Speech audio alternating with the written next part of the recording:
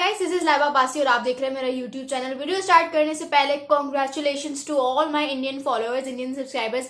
Bye the way मैंने note किया है कि मेरे जो ज़्यादातर सब्सक्राइबर्स हैं वो इंडियन ही हैं। So congratulations to you all, क्योंकि आप लोगों ने इंग्लैंड से अपना दूसरा टेस्ट मैच जो है वो जीत लिया है और बहुत डोमिनेशन के साथ जीता है। इसके बारे में बाद में बात करेंगे। Before starting the video I would say कि मुझे इंस्टाग्राम, फेसबुक और ट्विटर प्लेटफॉर्म्स पे फॉलो करने के लिए डिस्क्रिप्शन जरूर खोल लीजिएगा करें, क्योंकि उसमें मेरे सारे सोशल अकाउंट्स के लिंक्स जो है वो मेंशन होते हैं। So let's start the video.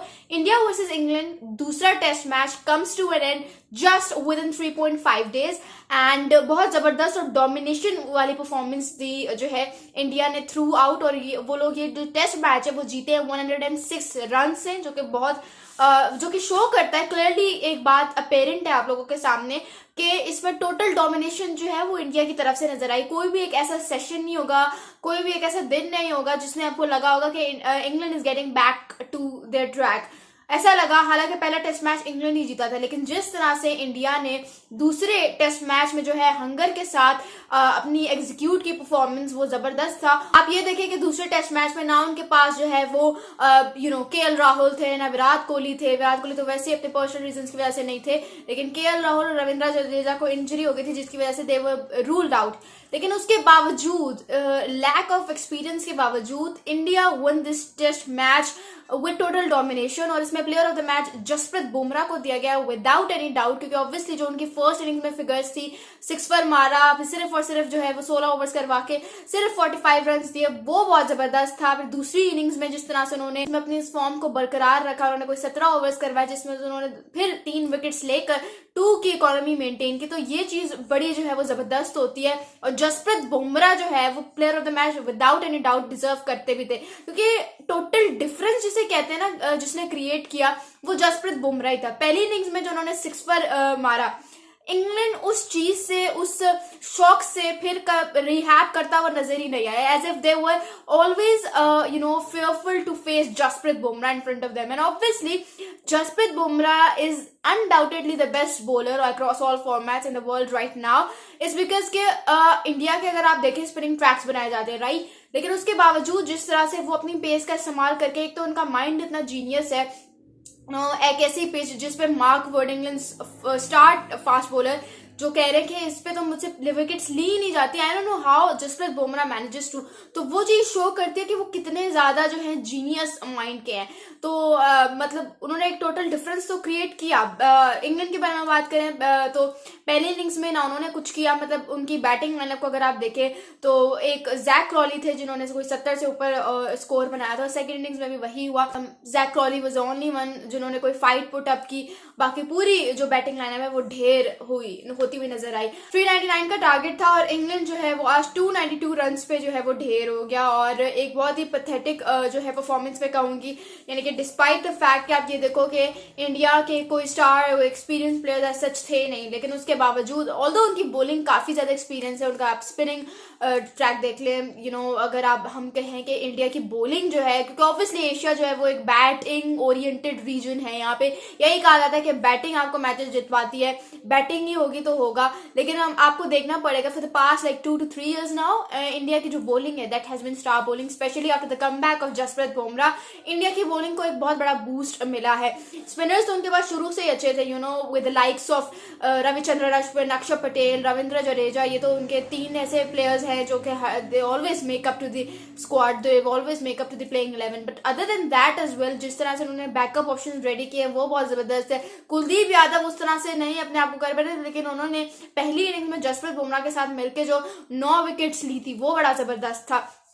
मतलब उतने इफेक्टिव नहीं है टेस्ट फॉर्मेट में, but he is absolutely amazing. तो थोड़ा सा अगर रिवाइज कर लें, थोड़ा सा देख लें कि हुआ क्या एक्चुअली में, तो हुआ कुछ यूं कि पहली इनिंग्स में इंडिया ने बनाया था 396 रन कर्टिसी ऑफ यशस्वी जायसवाल। यशस्वी जायसवाल जो है उन्होंने 209 बनाया था और बहुत जबरदस्त नॉक खेली थी उन्होंने। चौके मारे थे, 7 छक्के मारे थे, जबरदस्त स्ट्राइक रेट के साथ उन्होंने बैटिंग की। He was the only one to take India to this stage in the batting lineup. अगर हम उसके बारे में बात करें तो इंग्लैंड जो है उनको मतलब मौका मिला जब बैटिंग करने का, तो वो 253 रन पे ढेर हो गए। सेकेंड इनिंग्स में when it was time for India to set a good and respectable target for England, तो उसमें इंडिया ज्यादा जो है उस तरह से डोमिनेंट नजर नहीं आया बैटिंग में, क्योंकि ना यशस्वी जायसवाल कुछ कर सके, ना रोहित शर्मा, ना ही इंटायर बैटिंग लाइनअप, सिर्फ शुभमन गिल की तरफ से और अक्षय पटेल की तरफ से रन। अक्षय पटेल ने 45 एक मार दिया था अच्छा खासे रन से।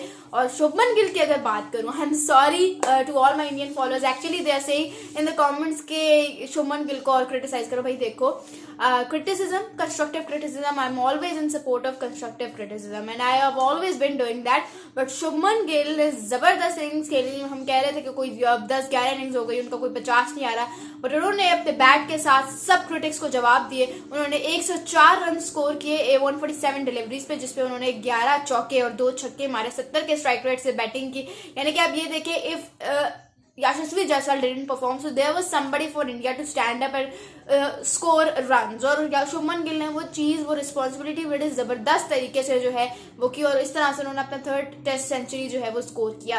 साथ ही साथ अगर आप इंग्लैंड की बात करें, इंग्लैंड 399 का टारगेट चेस करते हुए 292 रन पर जो है वो ढेर हो गई, और लगा ऐसा कि बिल्कुल ही आउट ऑफ फॉर्म चल रहे हैं। लेकिन the thing which I would really appreciate for England is के उनके जो यंग, उनका बिल्कुल एक जो बॉलिंग लाइनअप है दैट इज यंग। आप शुएब बशीर के बारे में बात कर लो, रेहान अहमद के बारे में बात करो, there is only James Anderson who is very experienced. Other than that, अगर आप उनका स्पिन जो है डिपार्टमेंट देख लो तो उसमें सारे यंगस्टर्स हैं और सब ने up to the mark perform किया है। शुएब बशीर ने भी अपने दोनों इनिंग्स में 3 के आसपास इकोनॉमी मेंटेन करके रखी, विकेट्स भी ली। रेहान अहमद भी ने भी सेम उनका सपोर्ट किया। Tom hearty amazing.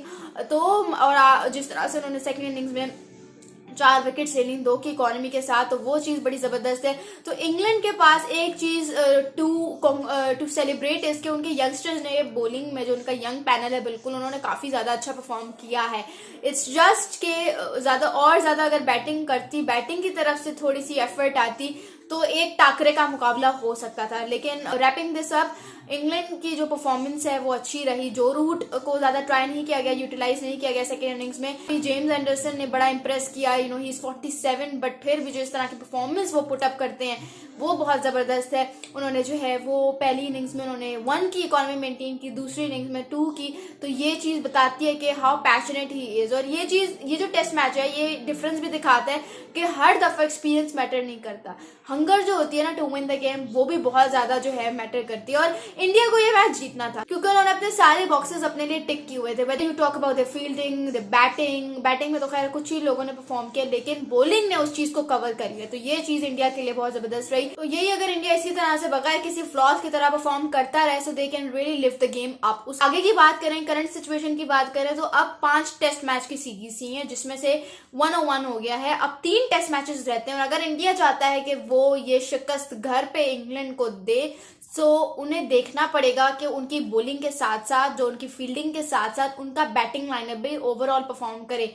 ठीक है, whether you talk about Rohit Sharma, Virat Kohli, देखते हैं कमबैक करते या नहीं करते, लेकिन जो भी है वो सब परफॉर्म करे, फिर ही होगा कि आपकी बैटिंग की तरफ से भी जब सपोर्ट आएगी तो इंग्लैंड पे प्रेशर पड़ेगा। तो ये चीज बहुत ज्यादा मैटर करती है। इंग्लैंड के बारे में बात करूं तो वो वैसे जबरदस्त रहे हैं through out, but the point is उनकी बैटिंग फ्लॉप हुई है टेस्ट मैच में। इस टेस्ट मैच में उनकी बैटिंग फ्लॉप हुई है जिसकी वजह से वो प्रेशराइज हो गए, वरना वो भी they were also going good with the flow. तो ये चीज मैटर करेगी। और रोहित शर्मा को देखना पड़ेगा कि he has to also contribute, क्योंकि रोहित शर्मा की तरफ से रन नहीं आ रहे जो कि सबसे ज्यादा इंपॉर्टेंट है। Well, this was my review for today, और मजीद ऐसी वीडियोस देखने के लिए subscribe this YouTube channel and press the bell icon to never miss any video from my side. Thank you so much.